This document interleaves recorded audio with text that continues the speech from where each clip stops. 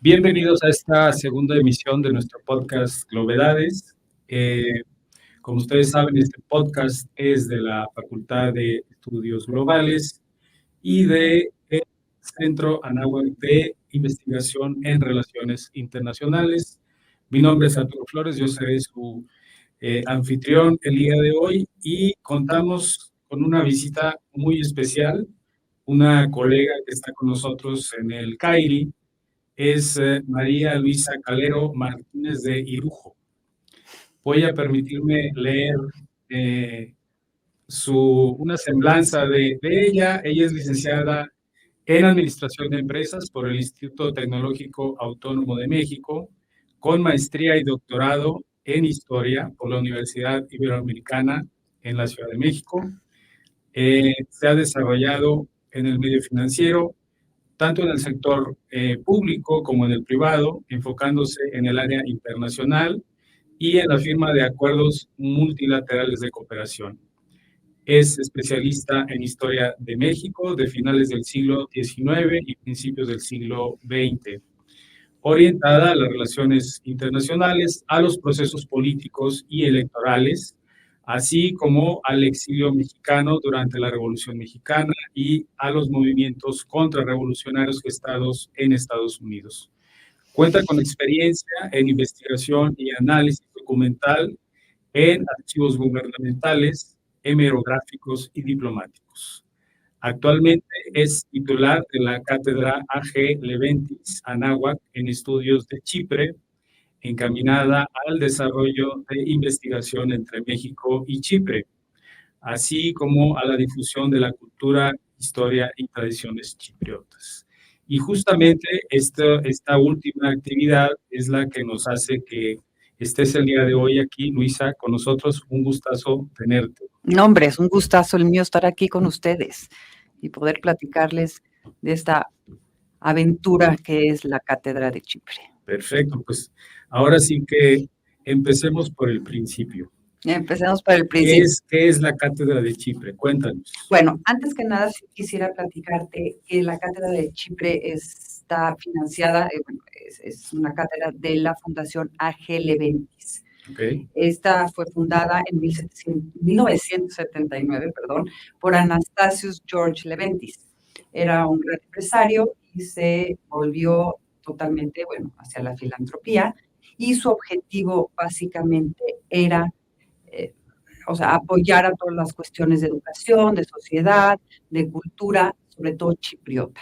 Entonces, a lo largo de estos años ha establecido diferentes cátedras, sobre todo en Inglaterra, mucho en Oxford, creo que tiene 2, en Cambridge, tiene varias alrededor del mundo, y se enfoca mucho a la cuestión arqueológica.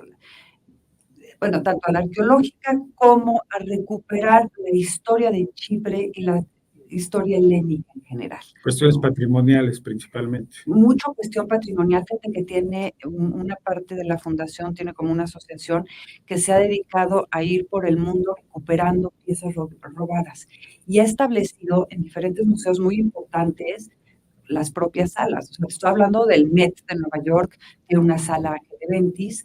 Te estoy hablando del British Museum, acaban de hacer el año pasado una exposición de arte chipriota en el Louvre.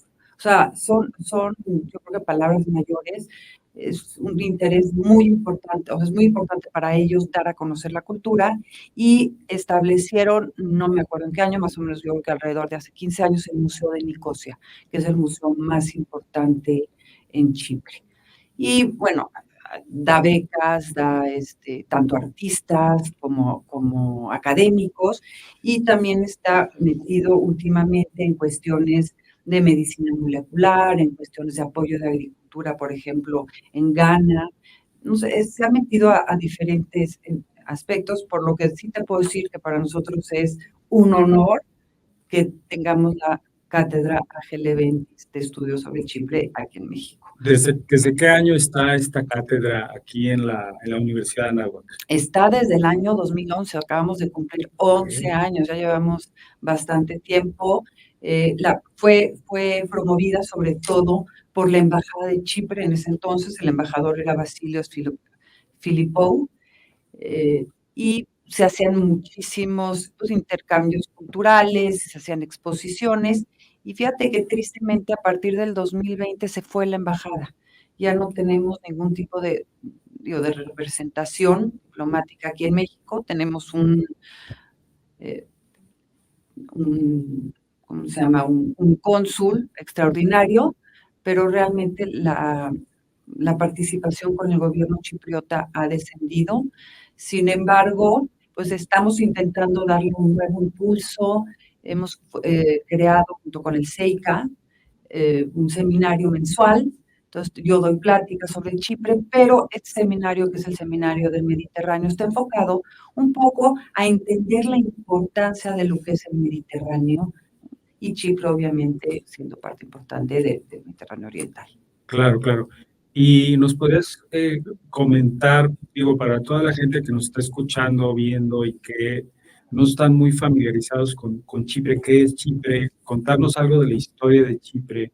Sé que tiene un papel muy importante en la zona del Mediterráneo, como lo comentaba hace un momento, pero si pudieras ahondar un poco en la historia, ¿qué es importante que conozcamos acerca de Chipre?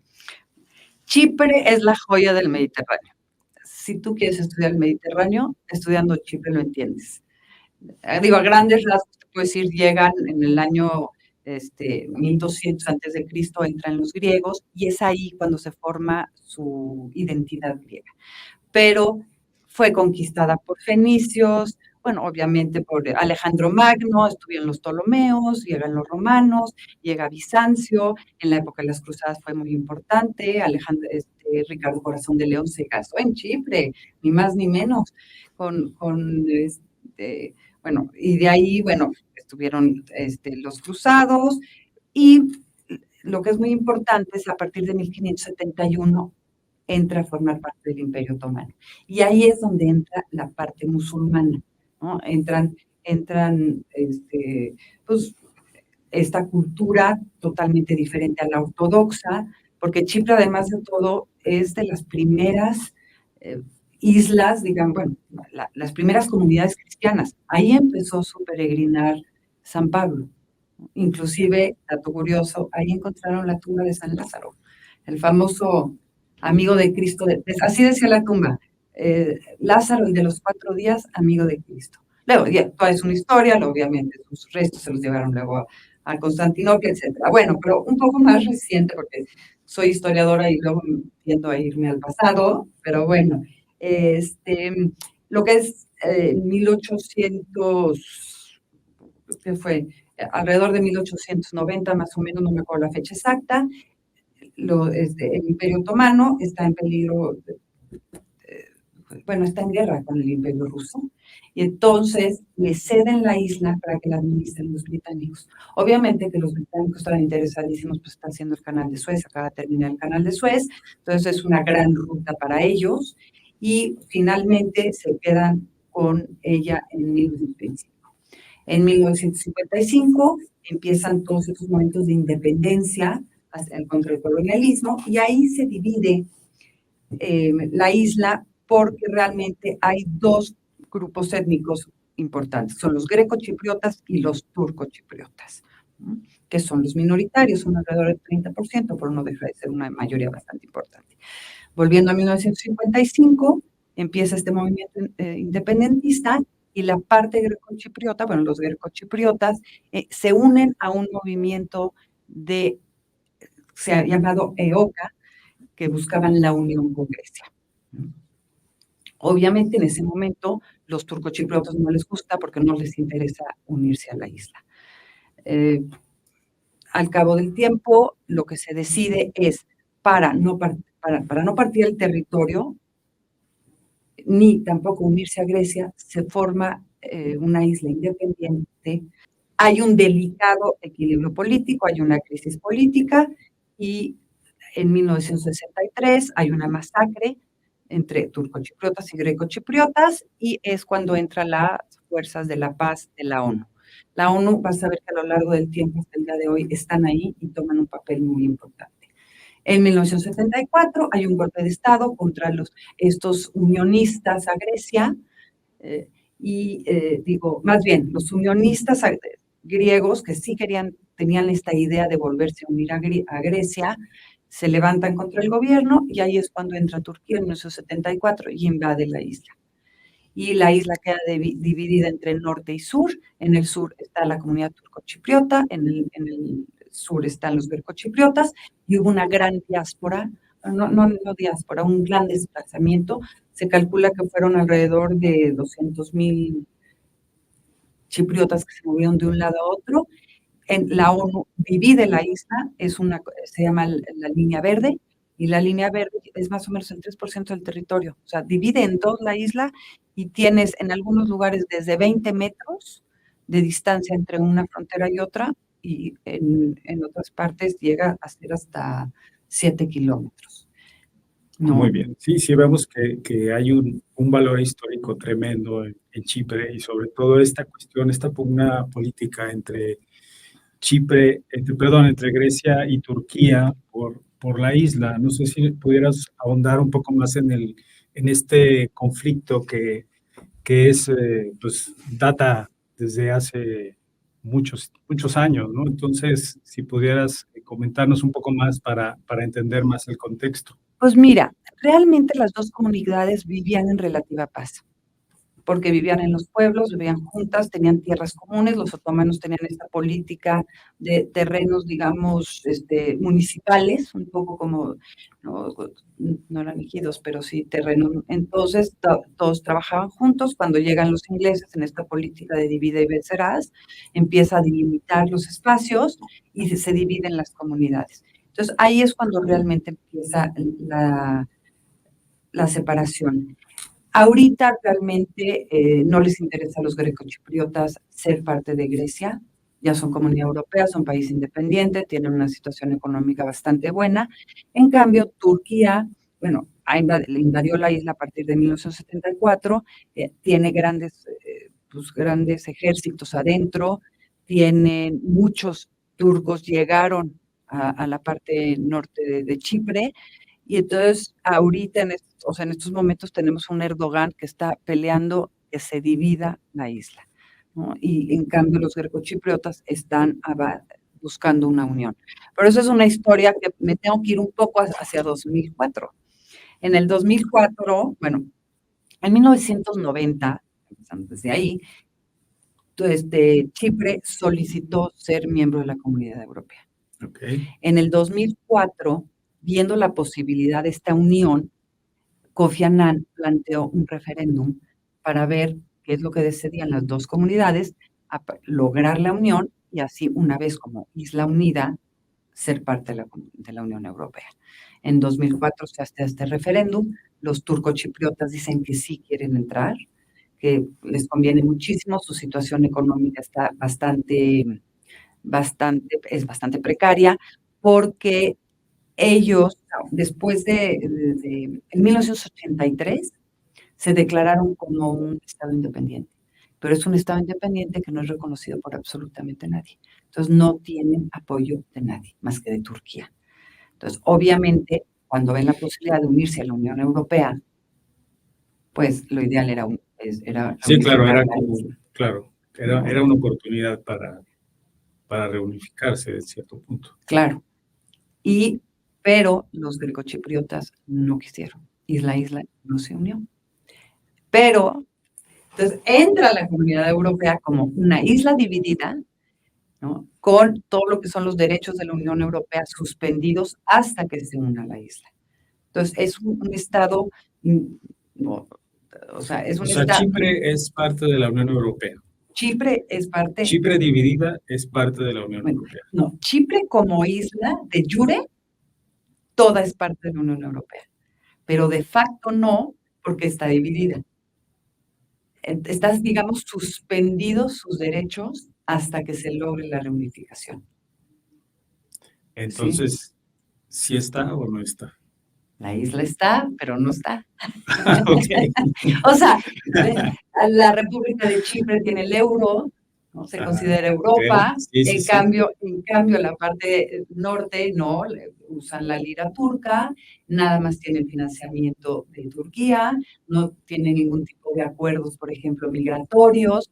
Ahorita, bueno, es uno de los problemas que acoge muchísimo a la isla, porque lo que es la República de Chipre es el primer país per cápita de migración ilegal en toda la Unión Europea. Entonces, mucha gente llegando, digo, esa es otra problemática que yo creo que me podrías invitar otro día, porque estamos hablando de las zonas Schengen, ¿no? Y entonces hay como muchas cuestiones ahí, pero... Por ejemplo, en cuanto al idioma, esta problemática del lado turco y el lado griego, ¿qué idioma se habla en cada lugar? Antes, básicamente se habla, o sea, cada comunidad hablaba su propio idioma, pero unos hablaban el otro, o sea, los turcos hablaban algo de griego y los griegos hablaban algo de turco, pues vivían en las mismas comunidades. A pasar del tiempo, pues ya estamos hablando de varios años, ya la gente no habla los dos idiomas, ya está más diferenciado, ¿no? No se entienden. Las nuevas generaciones ya se ven totalmente pues, separadas, ¿no? Y cada vez la educación ha jugado un papel muy importante porque la educación turco-chipriota está, digamos, patrocinada por la propia Turquía, entonces tiene que resalzar estos, pues, no sé, los principios musulmanes, la historia, ¿no? Del pueblo otomano. En cambio, por el otro lado, tenemos la parte greco-chipriota ensalzando la civilización, ¿no? La Gran Grecia, ¿no? Y el idioma.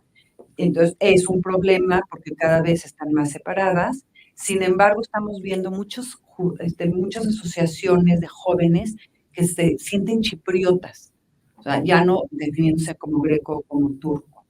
Y como una visión, digamos, ya integrada. Una visión, somos chipriotas, no del sur o del norte, sino chipriotas. Somos chipriotas, nos conviene estar unidos, la ONU está jugando un papel importantísimo, y entonces en todo lo que es la zona de amortiguamiento está haciendo como muchas actividades en común, haciendo partidos de fútbol y haciendo, pues, no, cuestiones de arte, están tratando de luchar por ahí para la unión. Oye, y en cuanto, ya ves que pasó esta crisis en 2011 muy fuerte, donde caen varios países en default, Grecia, Portugal y algunos otros que no recuerdo en este momento, pero ¿qué hizo Chipre en ese momento? Por ejemplo, tomó la postura griega o la postura, no sé, ¿qué hizo en ese momento Chipre con esta crisis tan fuerte? No, bueno, primero en el 2011,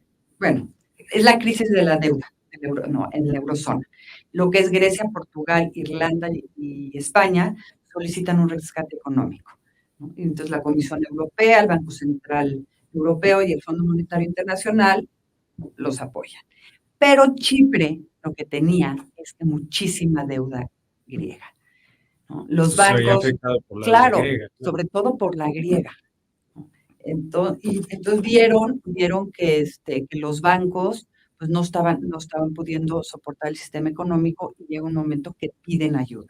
Ahí es cuando se cuestiona si se debe ayudar a Chipre o no, ¿no? Sobre todo lo que son los países de Alemania, Francia, Austria y los Países Bajos, dicen que no, que Chipre realmente representa el 0.2 del más o menos de la economía de la Unión Europea, que era muy chico, y que no había que rescatarlo, porque además de todo, los bancos, además de tener la deuda griega, tenían el 50% de los depósitos de rusos, tanto de corporaciones como de individuales. Entonces, ¿cómo era posible que sus contribuyentes fueran a pagar por el rescate de unos bancos irresponsables, ¿no? que no pudieron apoyar? Digo que no pudieron pues hacer los mecanismos necesarios. Por el otro lado, tenemos lo que es el Banco Europeo, decía que era muy poco el costo, porque realmente era aproximadamente de 17,000 millones de euros, que no representaban nada comparado pues, con los otros 4 países, ¿no? Entonces, en el 2012, ya Chipre, que había implementado algunas medidas, no puede, pide el apoyo económico, le ofrecen un plan de rescate bastante fuerte y no lo acepta Chipre y se va hacia Rusia. y pide ayuda a Rusia, pues el 50% digo, de sus cuentavientes eran rusos y Rusia invirtió muchísimo en Chipre. Rusia dijo que no apoyaba y al cabo del tiempo se vio que, bueno, pues toda esta crisis de la eurozona se traspoló también a Estados Unidos y a Asia. Entonces era mucho más, o sea, el costo-beneficio era mucho mejor apoyar a Chipre que no apoyarlo, ¿no? Porque nos estamos dando cuenta que la crisis financiera en un lado del mundo afecta al otro. Claro. Entonces estamos todos muy interconectados, entonces ya se le apoyó, pero sí le pusieron muchísimas medidas en cuestiones porque alegaban que Moscú lo que estaba haciendo era lavado de dinero. Pero lo que sí era un hecho es que Chipre tenía unas tasas mucho más bajas en cuanto a impuestos corporativos de ganancias de capital. Entonces, obviamente, pues tú inviertes donde ganes más. Claro, Entonces, también claro. entonces tuvieron que subir también tus tasas de impuestos. Entonces, Oye, me platicabas también que se ha convertido en un lugar de muchos servicios financieros por estos últimos comentarios que haces, pero también de grandes servicios turísticos y que tiene muchos atractivos. ¿Qué oferta o qué ofrece Chipre en términos, ya yéndonos a la turísticos. actualidad? Oye, no, Pues muchísimo. sí, en cuestiones turísticas, no sé, gastronómicas, de lo que mencionabas de los servicios financieros y Bueno, demás. te voy a platicar una cosa. Chipre es la isla de Afrodita, no sé si tú sabías. Okay. De ahí nació, de la espuma del mar, de Pafos salió Afrodita. Entonces, hay una roca en la que van muchos turistas y dejan notas de amor, pidiendo amor, o dando gracias por el amor encontrado, por ejemplo. No, en Chipre encuentras una cantidad de ruinas impresionantes porque tienes ruinas romanas, tienes los templos griegos, tienes iglesias bizantinas, tienes sinagogas, hay una sinagoga, no me acuerdo, es de una sinagoga. Bueno, hay sinagogas, pero también hay un templo musulmán donde se supone que estuvo la nana de Mahoma, una mezquita. La nana de Mahoma estuvo ahí, por ejemplo. Encuentras muchísimo, obviamente es muy rica en cultura, en cuestión, digamos, arqueológica, en cuestión culinaria, ¿no? También muy parecida a la griega, pero sin embargo es bastante rica, hay muchísima artesanía y ahorita se le está dando muchísima importancia a la cultura, a todas las artes, se está creando desde diferentes museos. Hay unos proyectos muy padres para los migrantes, por ejemplo, de apoyarlos a salir adelante a través del arte, ¿no? Hay, no sé, festivales de música. Entonces, se ha hecho, pues no sé, se ha hecho una economía, digamos, una diplomacia cultural muy importante para Chipre y ahorita con la guerra de Ucrania sí hubo una baja bastante significativa porque el 2%, digo el 2%, el segundo país que visitaba Chipre eran los rusos.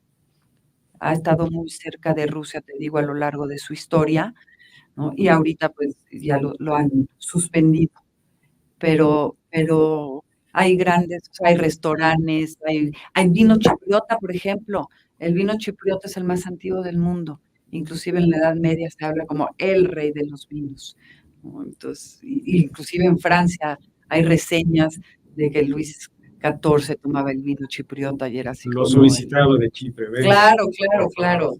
Era importantísimo, ¿no? El vino chipriota. Entonces, yo creo que ofrece mucha cultura, mucha historia.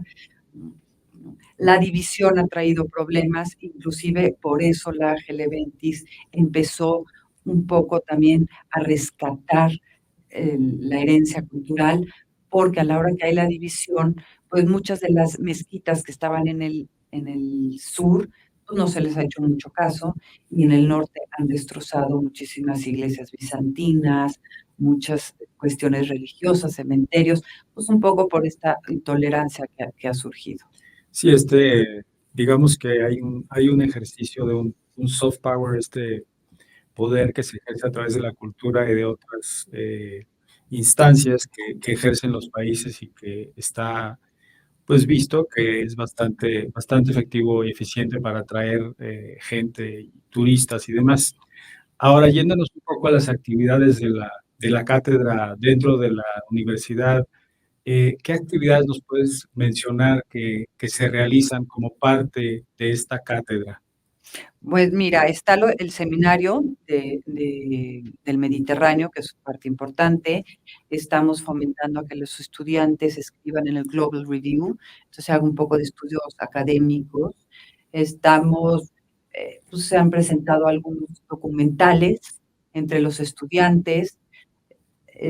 Estamos, hace 10 años ya que dieron al Museo de las Culturas una colección de 100 bueno, son copias, pero de arte chipriota a lo largo de su historia, y estamos viendo la posibilidad de hacer un catálogo, porque no está catalogada, hacer un catálogo y junto con la náhuatl poder presentar una exposición. Ahorita durante el Mundial Cult vino el ministro de Cultura, estuve muy cerca de él, y estuvimos viendo varios proyectos con diferentes museos, con artesanos, intercambio de artesanos, y está muy agradecido a la cátedra porque es alérgico a las abejas y tomando una Coca-Cola se encontró con una abeja y le picó en la lengua. Wow. No sabes el susto que fue. Le salvaste la vida, prácticamente. No, hombre, le salvó la vida a la organización. Él cree que fui yo, pero no. Gracias a Dios, el Mundial Cult estuvo espectacularmente bien organizado. Y de repente, pues en ese momento llamamos a los paramédicos, llegaron, le pusieron, okay. No. Entonces, él cree que yo le salvé la vida, pero la verdad fue la organización de la Secretaría de Cultura, que debo decir que hizo un... Tú déjalo con esa idea, tú fuiste, déjalo con esa idea, él se fue con esa idea, tú le salvaste la vida, así que se vaya con eso. Es para fortalecer las relaciones. Así es, hay que fortalecer el vínculo. Exacto. Oye, me platicabas también de que exhibieron un documental o unos documentales, ¿no? De alguien de Chipre que trajeron como parte de una exposición, una exhibición, algo de gastronomía también. Y bueno, hicimos el mes pasado en la Náhuatl del Sur un documental sobre el vino. Muy interesante, y justo es toda esta historia de cómo surgió justo los templarios, ¿no? Aprovecharon los sembradíos y fueron, ¿no? los que llevaron a Europa y comercializaron el vino, y al día de hoy pues sigue siendo el vino muy importante. Y lo que estaba muy interesante en el documental es que sigue siendo muy tradicional. Entonces, todos los pueblos, o sea, que se juntan, ¿no? A pisar la uva, como si tú ves Chipre, no es muy plano, no tienes estos plantíos divinos que puedes encontrarte en Francia, sino que son bastante escarpados, son como en terrazas.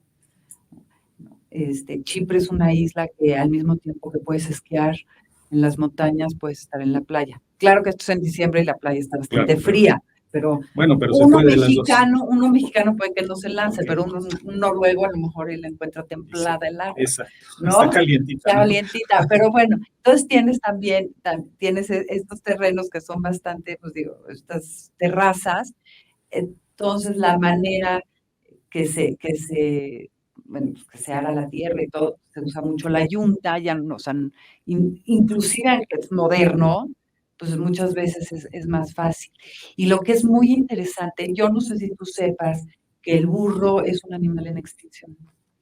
Es tristísimo, pero el burro es un animal en extinción. Eso dicen los libros que le leía a mis hijos cuando de animales. No, pero se utilizan muchísimo los burros en Chipre.